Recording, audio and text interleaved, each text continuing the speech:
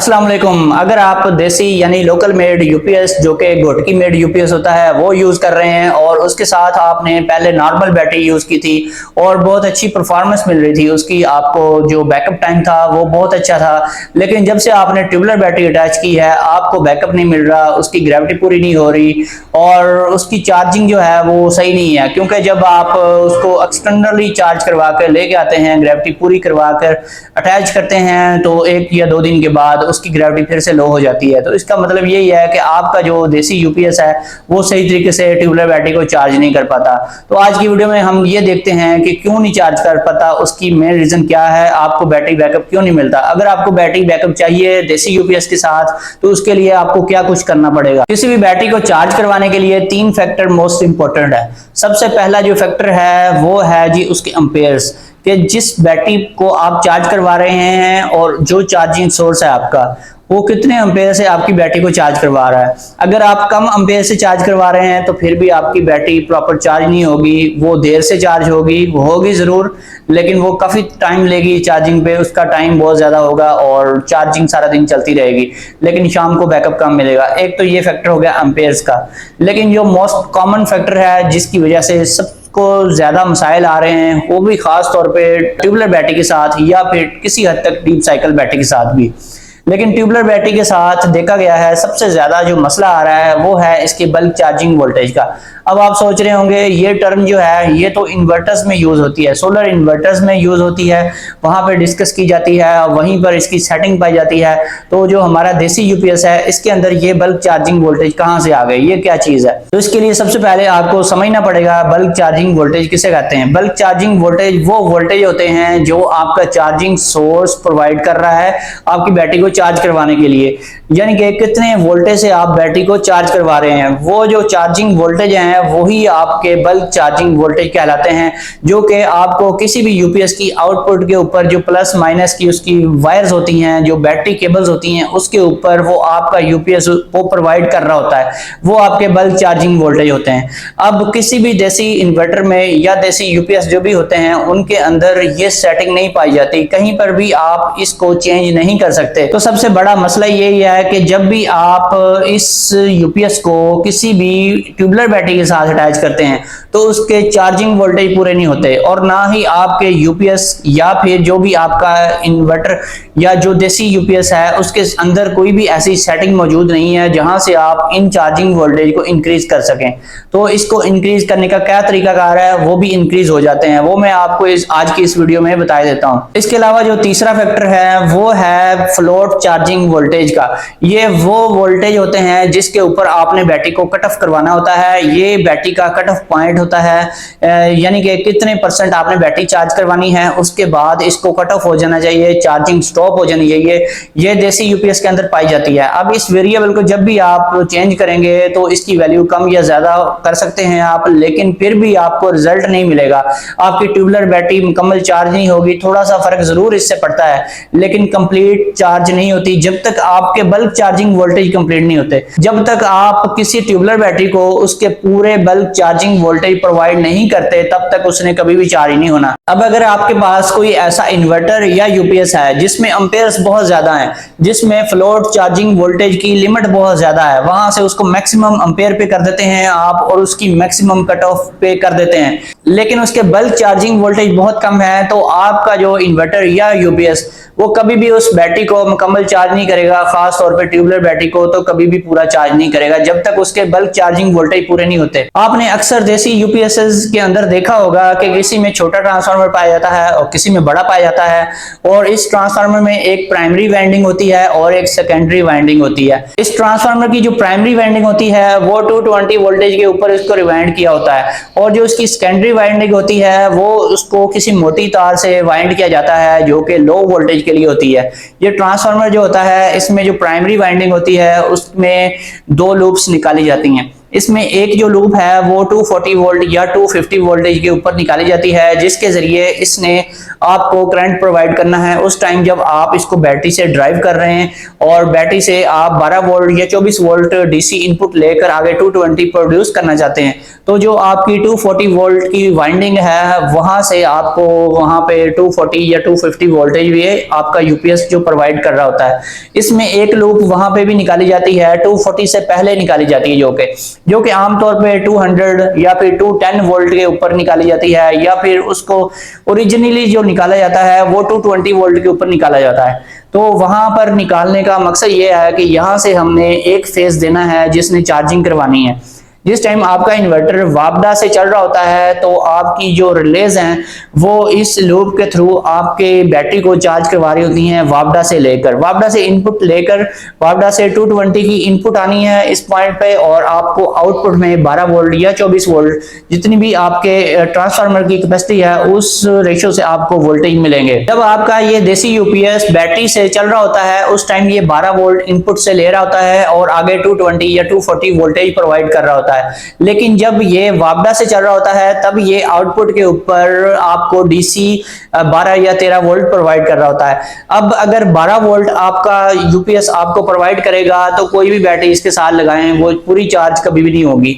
अगर normal battery आप लगाते हैं तो आपको इसको 14 वोल्ट या 13.5 वोल्ट रखने पड़ते हैं आउटपुट में, ताकि आपकी चार्जिंग जो है वो अच्छे तरीके से हो सके।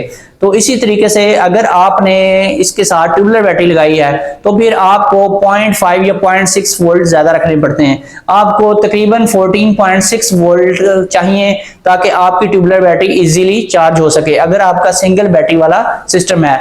अगर आपका डबल वाला सिस्टम है तो फिर आपको इसमें 29.2 वोल्टेज चाहिए जिससे आपने ट्यूबुलर बैटरी को चार्ज करवाना है। तो यहाँ पर आपका जो भी देसी यूपीएस होता है इसके अंदर कोई भी ऐसी सेटिंग नहीं पाई जाती जहां से आप ये वोल्टेज इंक्रीज कर सकें ताकि आपकी ट्यूबुलर बैटरी के बल्क चार्जिंग वोल्टेज इंक्रीज हो जाए। तो इसका सोल्यूशन ये है कि जो 220 के ऊपर एक लूप निकाली होती है चार्जिंग वाली लूप, ये मेरी बात टेक्नीशियन भाई जो कि यूपीएस वगैरह बनाते हैं या फिर देसी मेड घोटकी टाइप के यूपीएस तैयार करते हैं वो समझ सकते हैं इजीली, क्योंकि वो आज से 15-20 साल पहले ये जो है इस टाइप के यूपीएस तैयार करते रहे हैं। आजकल तो ये बहुत कम तैयार हो रहे हैं और लोगों ने तकरीबन यूज करने ही छोड़ दिए हैं, क्योंकि मोस्टली लोग जो है वो सोलर की तरफ शिफ्ट हो चुके हैं। मैंने भी आज से 20-25 साल पहले ये वाले यूपीएस जो है ये तैयार भी किए हुए हैं और इनको मैंने यूज भी किया हुआ है। तो इसमें जो चार्जिंग लूप होती है जो कि 220 के ऊपर निकाली जाती है उसको आपने क्या करना है, उसमें से आपने एक लूप और निकालनी है जो कि आपने अपने ट्रांसफार्मर के 200 या फिर 210 वोल्टेज के ऊपर निकालनी है। आपने इससे थोड़ा सा पहले निकालनी है। 220 पे तो इसकी पहली लूप निकली हुई है। जब आप 200 या फिर 210 पर निकालेंगे एक लूप तो इससे ये होगा कि जो आप वापडा के इनपुट वोल्टेज देंगे वहां पर तो आपके जो आउटपुट की सेकेंडरी इसकी वाइंडिंग है जो कि किसी मोटी तार से की होती है, 16 नंबर तार भी यूज करते हैं, इसमें 14 नंबर भी यूज की जा सकती है, 12 नंबर की वायर भी यूज की जाती है। जितनी मोटी वायर होगी उसमें आपके जो चार्जर के एम्पेयर्स उतने ज्यादा बढ़ जाते हैं। अब यहाँ पर बात हो रही है कि बल्क चार्जिंग वोल्टेज कैसे बढ़ाने हैं। जब आपने लूप 200 पे या फिर 210 पे या 190 वोल्टेज पे निकाल लेनी है तो वहां पर जब आपकी वापडा इनपुट आएगी तो आपका जो ट्रांसफार्मर है वो आउटपुट पे भी आपको 14 या फिर 14.5 वोल्टेज तक प्रोवाइड कर सकता है। तो आपने आउटपुट के ऊपर कंफर्म कर लेना है कि मेरे वोल्टेज इंक्रीज हो गए हैं। तो इसके लिए आपने क्या करना है, पहले आपने उसको वापडा से ऑन करना है और अपने ट्रांसफार्मर के आउटपुट के वोल्टेज चेक कर लेने हैं जो उसके चार्जिंग वोल्टेज आपको प्रोवाइड कर रहा है कि आपको वहां पर कितने वोल्टेज मिल रहे हैं। अगर आपको वहां पर 13.5 वोल्टेज मिल रहे हैं तो फिर आपने उसको 14 कर देना है। इसी तरह से अगर आपको 14 वोल्ट वो प्रोवाइड कर रहा है तो फिर आपने इसको 14.5 कर देना है। वो इसी तरीके से करना है कि आपने जो इसकी जो बारीक वायर है जो कि आमतौर पे 19 नंबर 20 नंबर या फिर 21 नंबर की वायर यूज की जाती है जो इसकी प्राइमरी है उसमें आपने लूप निकालनी है जो कि 200 वोल्ट के राउंड अबाउट हो। 190 पे निकाल के देख लें, 200 पे निकाल के देख लें या फिर 210 पे निकाल के देख लें। वो जब निकालेंगे लूप चार्जिंग के लिए तो आपने जब आगे आउटपुट पे वोल्टेज चेक करने हैं तो आपके वोल्टेज इंक्रीज हो जाएंगे। आपको यहाँ पर तकरीबन 0.5 वोल्ट लाजमी इंक्रीज करने चाहिए ट्यूबुलर बैटरी को चार्ज करवाने के लिए। अगर आप इससे भी अच्छा रिजल्ट चाहते हैं तो फिर आप 1 वोल्ट तक इंक्रीज कर सकते हैं, लेकिन इससे ज्यादा अगर वोल्टेज इंक्रीज करेंगे तो आपकी बैटरी खराब होगी। अब दूसरी बात यह है कि अगर आपके पास कोई भी ऐसा ऑप्शन नहीं है, या आपको कोई भी लूप निकालने का तरीका नहीं आता, या फिर आपको पूरा ट्रांसफार्मर खोलना पड़ जाता है लूप निकालने के लिए, तो फिर आपको एक और काम कर लेना चाहिए जिससे आपका गुजारा तो चल सकता है। वो गुजारा आपका ऐसे चल सकता है कि आपने जो बैटरी केबल उसके साथ लगाई हुई है, वो उसकी जो लेंथ है वो आपने कम कर देनी है। अगर ऑलरेडी वो आप 2 से 2.5 फुट लंबी वायर यूज कर रहे हैं, तो फिर आपने उसको 1 से 1.5 फुट कर देना है, और उसकी जो मोटाई है वो भी आप 16 mm की यूज कर रहे होंगे, आपने वहां पे 25 mm की केबल लगा देनी है। इससे आपके जो चार्जिंग वोल्टेज हैं वो स्ट्रांग हो जाएंगे और आपकी जो बैटरी है वो इजीली चार्ज हो पाएगी। अक्सर लोग समझते हैं कि ज्यादा बड़ा ट्रांसफार्मर लगाएंगे तो ज्यादा एम्पेयर मिलेंगे, हमारी ट्यूबुलर बैटरी भी इजीली चार्ज हो जाएगी। ऐसा हरगिज नहीं होता। एम्पेयर ज्यादा करने से आपकी बैटरी जल्दी चार्ज तो यकीनन होगी, लेकिन ये नहीं है कि वो लाजमी चार्ज भी होगी।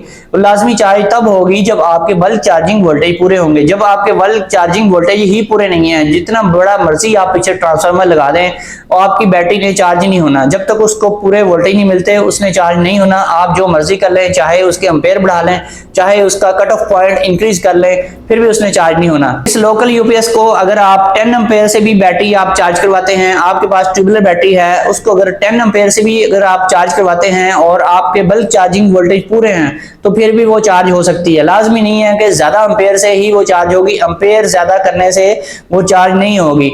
अगर ज्यादा एम्पेयर भी कर लेंगे और बल्क चार्जिंग वोल्टेज आपके पूरे नहीं होते, तो आपकी बैटरी चार्ज तो होगी लेकिन कंप्लीटली चार्ज नहीं होगी। वो 50% या फिर समथिंग चार्ज होगी, और जिससे आपको बैकअप पूरा नहीं मिलेगा। उसकी ग्रेविटी एवरी टाइम लो रहेगी। अगर आपकी बैटरी की ग्रेविटी पूरी रहती है तो इसका मतलब यह है कि वो सही तरीके से चार्ज हो रही है, जो बल्क चार्जिंग वोल्टेज है वो बिल्कुल पूरे हैं, जिसकी वजह से बैटरी की ग्रेविटी पूरी रहती है। बाकी जो कट ऑफ वोल्टेज है वो जैसे आप 13.8 रखते हैं इस यूपीएस के लिए, वैसे रखने तो 13.5 चाहिए, नॉर्मल बैटरी हो या ट्यूबुलर हो। लेकिन अगर आपका सिस्टम 13.8 वोल्टेज के ऊपर ये सही चलता है, तो फिर आप उसको उधर ही रहने दें, उसको कम या ज्यादा ना करें।